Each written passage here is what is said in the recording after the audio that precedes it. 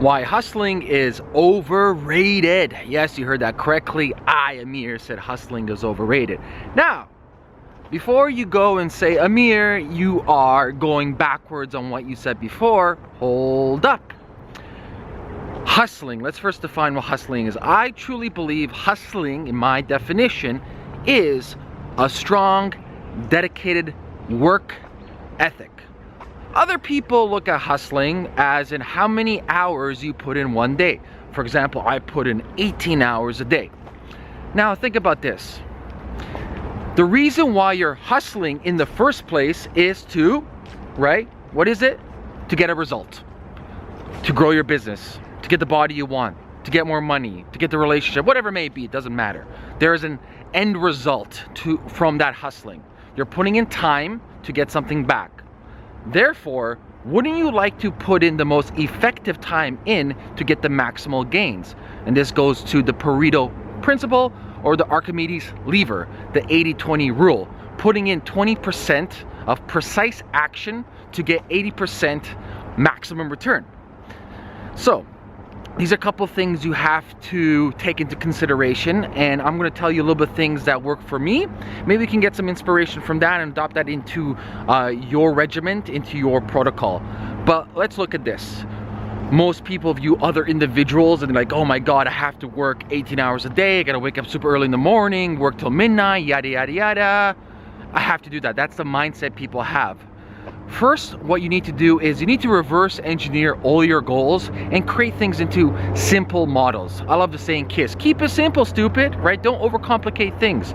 So, Gary Keller's book, The One Thing, fantastic book. I recommend it. Get that book.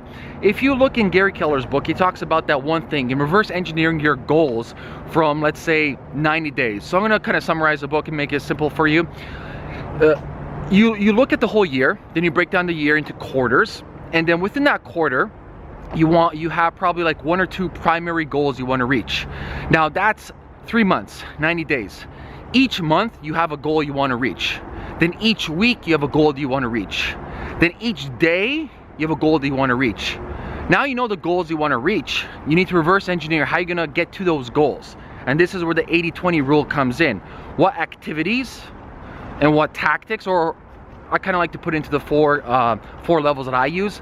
High level strategy or high level thinking, strategy, tactics, and execution. So I look at these 4 different pillars, and at each single goal that I want to achieve, I go through the check mark of these pillars. What do I have to do for high level thinking to computize and create the template for this? Then what is a strategy to execute this template? Then who's going to execute the strategy? Then who's going to oversee everything, okay? And then basically that's it. You've now reverse engineered your 90-day, that quarterly plan, which equals out to the yearly plan, down to the weekly plan, down to the daily plan. So now you know that every single day, this is what you got to do.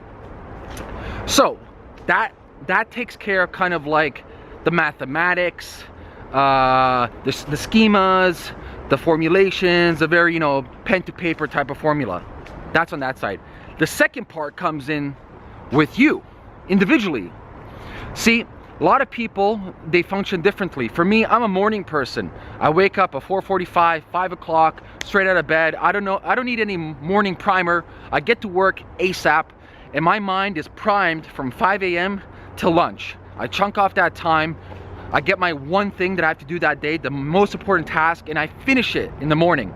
Everything's chunked. So for example, let's say today I have to make sure that I got 3 pieces of content out for a business. Nothing else matters. I don't give a shit about emails. I don't care about any other business meetings. Today, this morning is set for that, okay? And I give myself a very short window of opportunity, and that window is maybe 2-3 hours. There's a law called the Parkinsons Law. If the time is allocated, the time will be filled. It's the same thing like you say, hey, Ameer, go do that by tomorrow. I guarantee you I could do that by today. So if you give time for this one task, that time will be filled. And that's called Parkinson's Law. And it's no good. It wastes time. So I know me, I'm a morning individual. I wake up, I get to work, I crunch it out till lunchtime. Then my brain kind of slows down from a robotic model into a more creative model. So the rest of my afternoon I have for emails, for phone call, for business meetings, creative work, etc. It's not really growth, it's more nurturing. That's why I'm programmed. Other people are flip-flopped. In the morning, they're very creative. They can write, they can figure things out, work in their business from an existential point of view and view everything. And then in the evening, they're like robots, you know, hardcore, right in the business, working. But the key over here is knowing who you are, knowing how you are primed, how you're programmed, both, you know, physically, mentally, and spiritually. And going full circle, coming back to the hustling thing is, yo, hustling is important. It's strong work ethic. No one pushing you, not you taking motivation from anybody else, internally comes from inside, but also programming your hustling for real success. Fuck working 18 hours a day if I can enjoy this. See, I got a beautiful path close to my condo, 2 seconds away. I walk it every day. Bliss, you know, Joseph Campbell talks it. Follow your bliss. Spend at least 1 to 2 hours a day enjoying what you love. I love walking. Walking's my meditation. I can walk for 2 days straight with no headset. Just walk and let my mind think. This is my bliss for me. So what's the point of working all these hours if you can't enjoy life? Remember, it's about the results that you get. It's not about how much time you put in every single day. What happens if I tell you, instead of working 18 hours a day, you can work 2 hours a day or 3 hours a day and get the same results? Would you accept that offer? I think you would.